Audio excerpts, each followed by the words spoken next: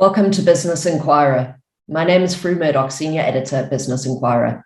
We are joined by Johnny Nelson, British former professional boxer, published author, and boxing analyst. During today's interview, we'll be discussing Johnny's career and vision while finding out more about his exciting future in sports leadership. To begin, it would be great to hear more about you and how it all started. Could you kindly give me an overview of your boxing career, the highlights, and your background? Highlights, you can look at it in many ways. You can look at the highlights of just the good times, which of course that's what I look at. But I always think now, obviously with wisdom, I always think to understand why you've got to where you've got to go through good times and good experience and bad experiences as well. Because when you go through them both, you understand what's made you, what could have broke you, and what's made you the person you are. So getting wisdom, you can't get wisdom without going through good and bad experiences.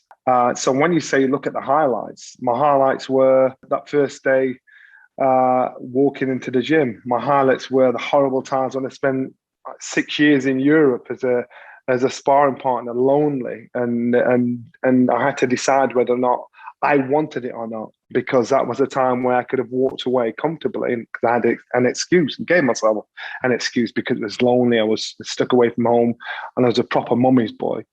Or the highlights were finally lifting that world title, something that only one person ever believed I could do. And that was my mentor, stroke trainer, stroke friend, the guy that inspired me, Brendan Ingle. That to me was the greatest moment. If we're talking about my career, because I gave something back I couldn't buy, borrow, or pretend to have.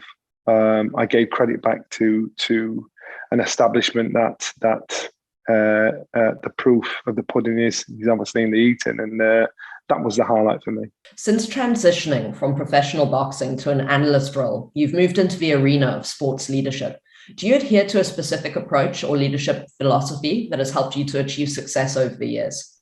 My philosophy in what I do and how I carry myself now in any field is to be, I want anybody that listens to me, looks at me, and hears from me to think, I can do that. I want to be somebody they feel familiar with. I want to be someone they think, I can surpass them. I can actually do that. Because them thinking that tells me I'm doing my job, because I'm inspiring people to want more. I'm inspiring people to think outside the box. I'm inspiring people to think, yes, I can do this. And this is the whole point. This is why I'm in this position. This is why I have the job I have. This is why I'm there to inspire and create thought. When you go to school, schools teach you to remember. My coach, my mentor, he taught me to think. So my job is to teach others to think. Listen, I didn't leave school with any great qualifications, if any. My qualification is that in life, with and around people. And so I understand getting the best out of people is making them think. Two people could go to college, go to university, get exactly the same qualifications. Those two people could go for the same job. Why would one person get the same job over the other? The reason why is because one with character will always stand out above the one without character. And character doesn't mean put on a sing and a dance and act. It means be you. Be somebody that person that you're in front of can relate to. I get that guy. I feel comfortable with that guy or girl. I get that. And that's why you will stand out amongst others that have achieved exactly the same as you. How did you decide to marry your love for sports with business and leadership? And what motivated you to follow this interesting career path? My sport, I fell onto my path of sport and the success I achieved through it. And I had to learn on the job when it came to success and self-belief. Self-belief was, initially, I didn't think I was good. I just thought everybody else was bad. So my thought process was upside down. It wasn't until I actually believed I was good, then the penny started to drop. I mistook nerves for fear. So my thought process was upside down in almost anything, in how I performed, in how I approached it, how I thought. Once I understood that, then I realized it was a transferable skill. So once I'd finished being a professional sportsman, I was asked to be on as a guest on one of the two shows. And in doing that, we are so self-conscious of the information that comes out of us, as how we look or people's opinions of us, that we don't give the best version of ourselves.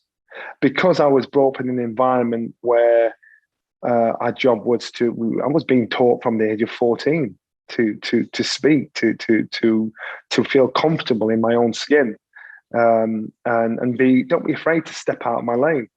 And so in doing that, once I started working with the TV and being an analyst and being a mentor, it felt very easy because I had an understanding. And now when I speak to others, it's just creating that understanding within, to talking about the entertainment, as in my broadcasting role, and to talking to individuals. I find it very easy because I had to learn on a job, and I was told I got my experiences through other people's wisdom. Which of your boxing experiences or aptitudes do you feel transferred the most effectively to business and leadership?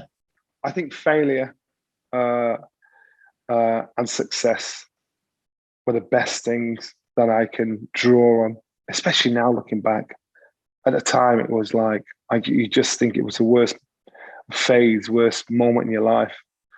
But then once you see yourself come through a journey and get to the end of the journey and look at your achievements, you understand that it was a very thin line between success and failure. And until you succeeded, you think getting past that line and climbing up that hill to get on that line is the hardest mountain to climb. And then when you get it, you realize, eureka, I can do this.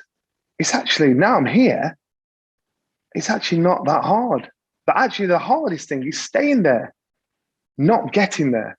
And so it's about attitude. It's about why you want what you want, and being careful what you wish for. How, from a personal and a professional standpoint, have you developed as a leader in the light of the challenges you faced in sports and sports media? I fortunately have earned my stripes.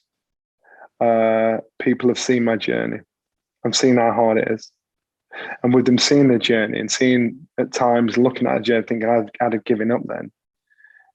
But I still persisted and persisted and persisted to not only achieve, but to end up being a world record holder of my talent, of what I could do. Then to me, that inspires others to question themselves, to think, and here's me giving myself a hard time, thinking I can't do this, and this guy's done X, Y, Z.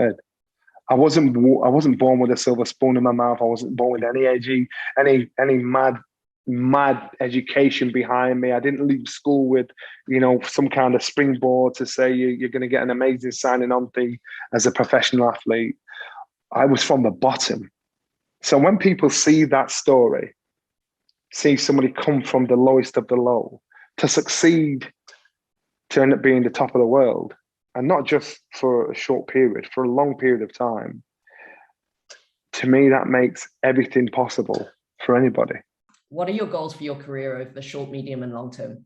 I actually smile because, especially now when I'm in the media, the younger generation have actually forgotten that I actually did this sport, and they think I'm just a pundit talking about a sport that knows nothing. So to me, that's a compliment, because it means I'm succeeding in my second career. If people have, the youngsters have forgotten that. But I know that the experience I have can bring on the next generation, inspire the next generation. What challenges do you think professional athletes are facing today, and what would you suggest to overcome them to unlock their full potential? The challenges for a lot of professional athletes today is they have to have everybody needs a mentor, and that mentor can come in all shapes and sizes: a brother, a sister, a mother, a father, a colleague, a stranger. And that mentor is not there to take. That mentor is there to guide you, to nudge you into what they can get the best out of you. The problem for a lot of professional athletes today is, because so many people have an opinion, it's hard for them to ignore the opinions of someone that's never done it. I call them armchair champions. And the problem is once you get sucked into that, once you start getting swayed or lifted or even dropped by what somebody says about you, you've lost. Do not be influenced by those around you that actually don't know how hard you work, don't know what your goal is. You know, you'll have those few key people that are around you actually get you, that are working with you. That's your team. How do you think athletes can optimize their health and ensure that continued performance? And it's just a case of how much you want it. How much do you really want it? And that was my question. At times when it's hard, times when I just thought about walking away, you know, it was a case of, well, how much do you want this, Johnny? Have a word with yourself. I don't need validation or inspiring from anybody else.